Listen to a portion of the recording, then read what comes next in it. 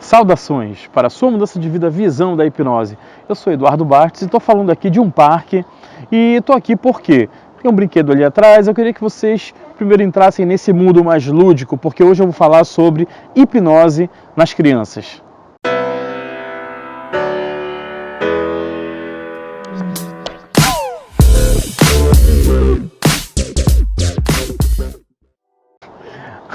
As crianças podem sim serem hipnotizadas. E como é que se faz isso? Existem várias formas de fazer isso, mas como muita gente pensa, né? Eu vou quebrar o padrão com criança, fazer uma quebra de padrão rápida. Na verdade, não precisa. Não que não vá dar certo. A quebra de padrão pode dar certo com criança também. Mas a verdade é que como a criança já está vivendo de uma forma onde ela conhece menos o mundo, porém ela está mais disponível para ele de uma forma imaginativa, de uma forma muito mais lúdica. Como ela já está inserida com esse lúdico no mundo, uma conversa que vá guiando aquela imaginação da criança faz ela engajar no processo hipnótico. Então, a quebra de padrão funciona, sim, mas não é necessária. Na verdade, uma boa conversa faz a maior parte desse trabalho. Para que eu vou hipnotizar uma criança? Muitas das vezes é utilizado em situações para se ter aí uma mudança de comportamento, para algumas mudanças, situações de ansiedade também. Criança tem condições. Hoje, pesquisas científicas mostram como crianças estão muito mais relacionadas com a questão de ansiedade, até síndrome do pânico. A rotina corrida de pais faz com que as crianças estejam sujeitas a certas situações emocionais.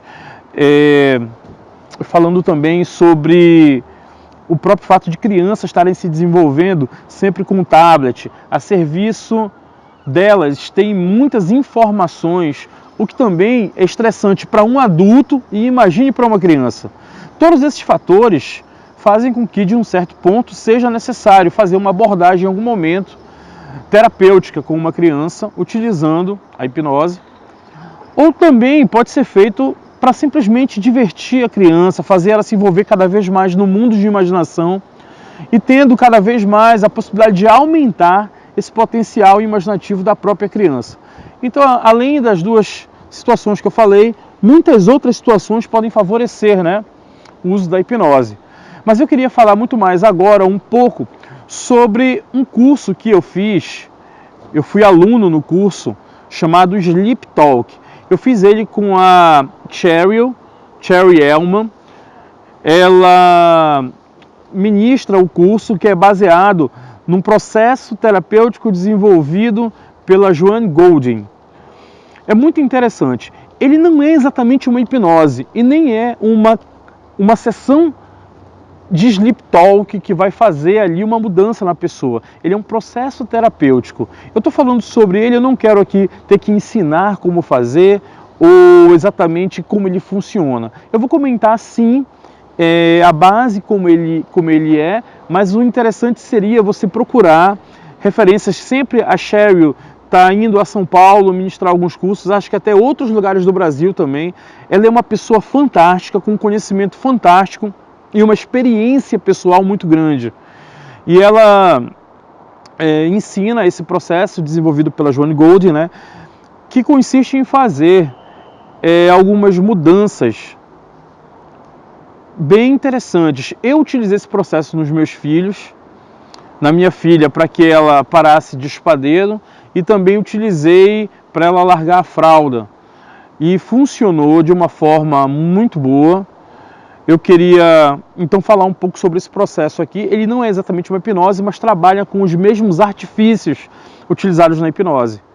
Enquanto a criança está ali dormindo, depois de ter começado o processo de sono durante algum tempo, você pode chegar, se aproxima dela e faz levemente um movimento na testa. Faz um movimento como se fosse dar uma espertada nela, mas não quer que ela acorde. Aquele movimento suave, como se fosse tirar ela um pouquinho do sono. E aí você fala, o papai está aqui, você pode continuar com os olhos fechados, o papai quer saber se você está escutando ele. E aí o papai quer que você dê um sorriso.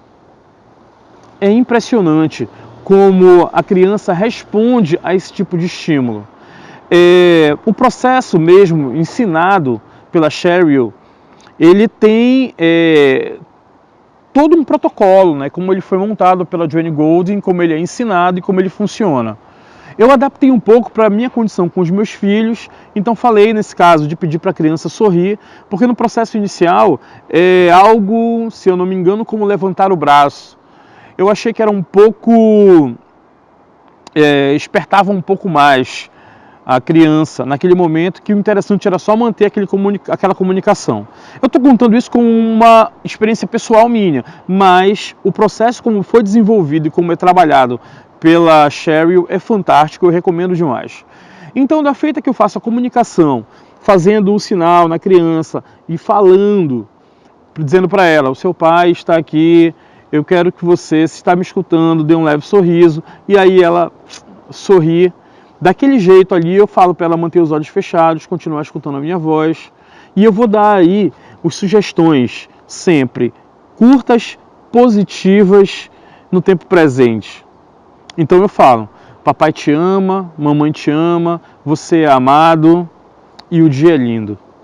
Basta isso. Durante meses, diariamente, fazer isso faz uma grande diferença para a criança. Faz uma grande diferença para quem faz isso na criança. Aumentando muito mais a ligação com a criança, aumentando muito mais a percepção de emoções boas e positivas que se tem entre os indivíduos, que se tem com a criança. Isso é excelente. Pessoal, eu só dei aqui um gostinho do que é esse Sleep Talk. Eu espero que vocês tenham gostado do vídeo. Se gostaram, se inscrevam no canal, comentem. E eu recomendo muito, quem ouviu falar do curso Sleep Talk, que seja feito com a Sheryl Elman, eu recomendo demais que vá procurar. Separe na sua agenda um momento para fazer, porque vale muito. Aquele abraço, até o próximo vídeo.